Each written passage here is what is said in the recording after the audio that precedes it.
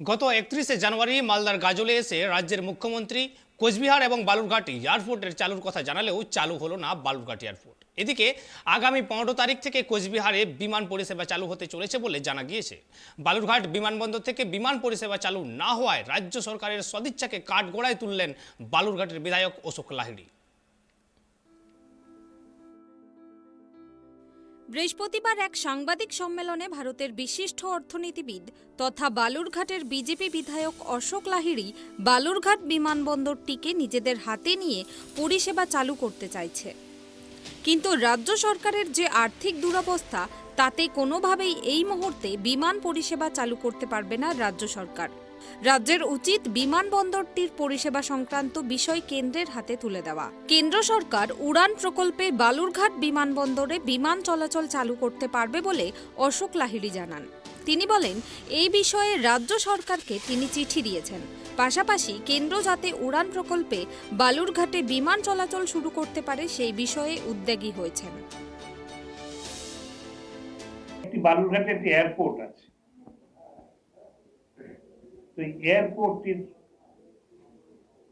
শুরু হচ্ছে না, সেটা হচ্ছে প্রশ্ন। তো একটি তো আপনারা শুনেছেন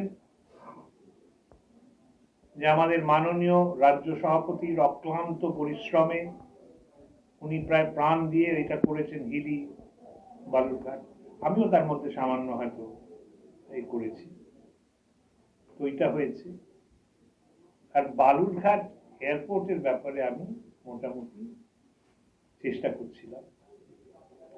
তো ওই এয়ারপোর্টটা আসলে রাজ্য সরকারের। আমার কাছে যেটা খবর, আমি এটা আপনাকে চিঠিও দেখাতে পারবো না, রাজ্য সরকারকে কি চিঠি দিয়েছে। এই বিমানবন্দরটি রাজ্য সরকারের অধীনে। এটা এয়ারপোর্ট অথরিটি অফ ইন্ডিয়াকে যদি দেয় তাইলে ওরা এ সম্বন্ধে ভাবতে পারে। আপনি কাগজে হয়তো দেখেছেন কুচবিহারের একটা কথা,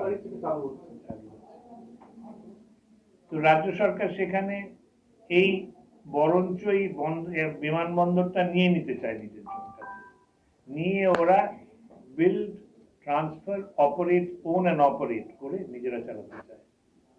কেন্দ্র সরকারের বক্তব্য যে না, ওটা হবে না, তোমরা আমাদের দাও।